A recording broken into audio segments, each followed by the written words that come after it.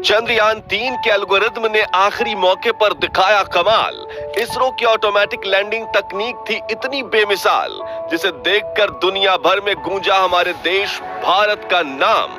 Vikram lander के सामने fail हुए नासा, रूस और चीन के महंगे अंतरिक्ष यान। दोस्तों, 20 अगस्त के दिन रूस के लूना 25 के क्रैश के बाद पूरी दुनिया की नजर सिर्फ इसरो के चंद्रयान पर ही टिकी हुई थी और हर तरफ विक्रम लैंडर की लैंडिंग को लेकर कौतूहल का माहौल बना हुआ था। चारों तरफ इसरो और चंद्रयान-3 की ही बातें चल रही थी। इसी बीच इसरो ने इतनी बड़ी गुड न्यूज दे दी, जिसे सुनकर हर भारतीय की आंखों में खुशी के आंसू छलक आए हैं। पूरी दुनिया में भारत की इस अपार सफलता के गुणगान गाए जा रहे हैं। जी हां, 2014 में इसरो द्वारा देखा हुआ सपना आज पूरा हो चुका है और चंद्रयान-3 के विक्रम लैंडर ने चांद के दक्षिणी ध्रुव की सतह पर सफल लैंडिंग करके ऐसा कमाल कर दिखाया है जो अमेरिका, चीन और रसिया जैसे बड़े देश भी नहीं कर पाए हैं। तो कैसे थे इस मिशन के आखिरी 20 मिनट? कैसे चंद्रयान मिशन में विक्रम लैंडर ने चखा सफलता का स्वाद? जानने के लिए कुर्सी की पेटी बांध लीजिए। चलिए हमारे साथ विक्रम लैंडर की लैंडिंग के रोमांचक सफर पर। दोस्तों, 23 अगस्त के दिन पूरे भारत में टेंशन का माहौल छाया हुआ था और जैसे जैसे शाम करीब आ रही थी, हम सभी की धड़कनें तेज होती जा रही थी, क्योंकि इसी शाम चंद्रयान-3 की लैंडिंग होने वाली थी। इसरो के वैज्ञानिकों की कठिन परीक्षा होने वाली थी और यही शाम भारत की किस्मत लिखने वाली थी। इसलिए शाम के 5:20 पर जब इसरो ने चंद्रयान-3 की लैंडिंग का लाइव टेलीकास्ट शुरू किया, तो 140 करोड़ भारतीय अपने मोबाइल और टीवी स्क्रीन के सामने नजरें गड़ाए बैठ गए और प्रधानमंत्री नरेंद्र मोदी भी साउथ अफ्रीका से इसरो के साथ लाइव जुड़ गए थे और सभी उस पल का इंतजार कर रहे थे जब विक्रम लैंडर की लैंडिंग शुरू होने वाली थी। इंतजार के इन घड़ियों में हर एक पल 1 घंटे के जैसा मालूम पड़ रहा था, लेकिन आखिरी में वो पल आ ही गया जब विक्रम लैंडर की लैंडिंग शुरू होने वाली थी, जिसे देखने के लिए सिर्फ भारत ही नहीं बल्कि पूरी दुनिया के लोग उत्सुक थे। और इस मिशन को लाइव देखने से भारत के दुश्मन देश यानी चीन और पाकिस्तान भी खुद को नहीं रोक पाए थे। तो आखिर क्या हुआ आखिरी के उस 20 मिनटों में, जिसके बाद चंद्रयान-3 ने इतिहास रच दिया? जानने के लिए चलिए चलते हैं विक्रम के साथ मून लैंडिंग के इस रोमांचक सफर पर। तो शाम के करीब 5:44 पर चंद्रयान-3 अपनी कक्षा में लैंडिंग की तैयारी करते हुए 6048 किलोमीटर प्रति घंटे की रफ्तार से दहाड़ते हुए आगे बढ़ रहा था। तभी इसरो के मिशन ऑपरेशन कॉम्प्लेक्स में बैठे चीफ एस सोमनाथ ने आखिरी बटन दबाया और इसके ALS यानी ऑटोमेटिक लैंडिंग सीक्वेंसेस को एक्टिवेट कर दिया। यानी कि अब विक्रम लैंडर अपने आप खुद को कंट्रोल करने वाला था और इसरो के वैज्ञानिक बैठकर बस इस खूबसूरत नजारे को निहारने वाले थे। तो इस कमांड के बाद विक्रम लैंडर ने तुरंत अपना कमाल दिखाना शुरू किया और अपनी ऑर्बिट छोड़ते हुए चांद की तरफ बढ़ने के पहले चरण की ओर निकल पड़ा। Rough breaking phase. दोस्तों, लैंडिंग के इस पहले पड़ाव में विक्रम लैंडर ने 30 किलोमीटर की ऊंचाई से चांद की सतह की तरफ बढ़ना शुरू किया और धीरे धीरे गोल चक्कर लगाते हुए ये नीचे उतरने लगा। इस दौरान शुरुआत में इसकी रफ्तार 6000 किलोमीटर प्रति घंटा थी, लेकिन इसके अपने चारों डिबूस्टर इंजन को ऑन करके विपरीत दिशा में दबाव देने से धीरे धीरे रफ्तार कम होने लगी। करीब 11 मिनट 30 सेकंड्स के बाद इसने अपनी रफ्तार को 1300 किलोमीटर प्रति घंटा कर दिया था और ये सतह से सिर्फ और सिर्फ 7.4 किलोमीटर ऊंचाई तक पहुंच चुका था। इसके साथ रफ ब्रेकिंग फेज का अंत हुआ।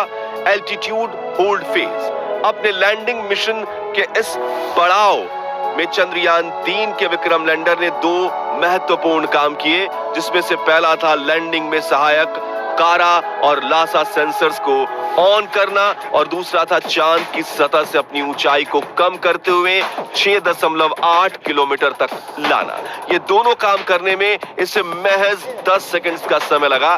Fine braking phase. दोस्तों, लैंडिंग का ये तीसरा पड़ाव चंद्रयान-3 की सफलता के लिए बेहद महत्वपूर्ण था, क्योंकि इसी चरण में पिछली बार चंद्रयान 2 का विक्रम लैंडर डगमगाया था और चांद की सतह पर गिरकर तबाह हो चुका था। ऐसे में इसरो के इस मिशन ऑपरेशन कॉम्प्लेक्स में कौतूहल का माहौल बना हुआ था और मन में चल रही दुविधा के साथ अगले 3 मिनट निकालना वैज्ञानिकों के लिए काफी कठिन था।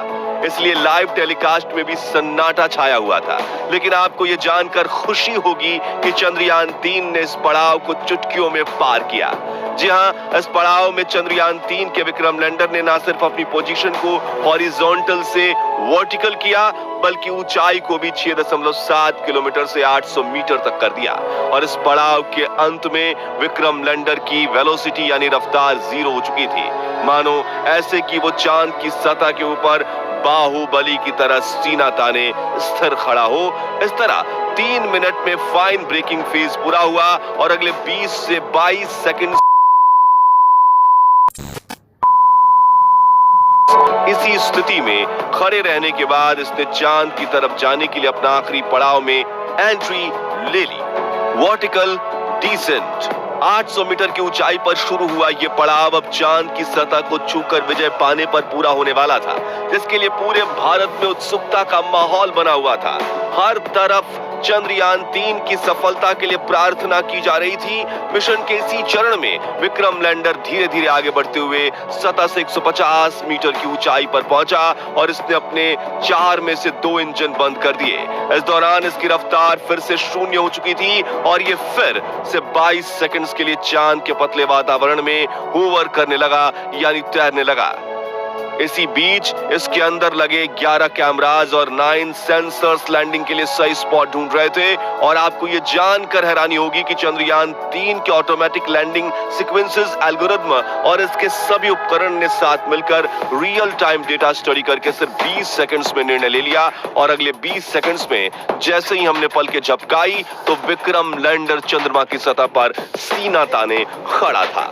इस ऐतिहासिक जीत से जिससे पूरा भारत तालियों की गड़गड़ाहट से गूंज उठा और हर तरफ उमंग और उल्लास का माहौल बनने लगा। लोग एक दूसरे को बधाइयां देने लगे। भारत के दुश्मन भी इसरो की इस अपार सफलता को देखकर जलकर राख हो गए। दोस्तों, चंद्रयान 3 की ये जीत भारत के लिए इतनी ऐतिहासिक इसलिए थी क्योंकि इस मिशन के साथ भारत ने वो कर दिखाया जो पूरी दुनिया का कोई देश नहीं कर पाया। जहां विक्रम लैंडर ने चांद के उस दक्षिणी ध्रुव पर लैंडिंग कर ली जहां जाने की हिम्मत नासा, रूस और चीन भी नहीं कर पाया। यानी इस कामयाबी के साथ भारत दुनिया का वो पहला देश बन चुका है जिसने चांद के दक्षिणी ध्रुव पर फतेह हासिल की है।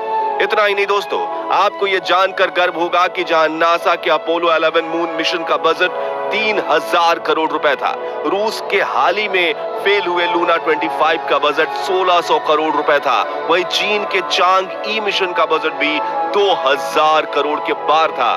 इसरो ने वही काम सिर्फ 615 करोड़ में करके दिखाया है। इसलिए दुनिया भर की स्पेस एजेंसीज में इसरो के नाम की जय जयकार हो रही है। वही अमेरिका, रूस और यूरोप जैसी स्पेस एजेंसीज जो शुरुआती दिनों में इसरो की तरफ देखती तक नहीं थी, वो सभी स्पेस एजेंसीज आज इसरो के साथ स्पेस मिशन करने के लिए लाइन लगाकर खड़ी हैं। सोचिए, इससे बड़ी गर्व की बात आखिर क्या हो सकती है।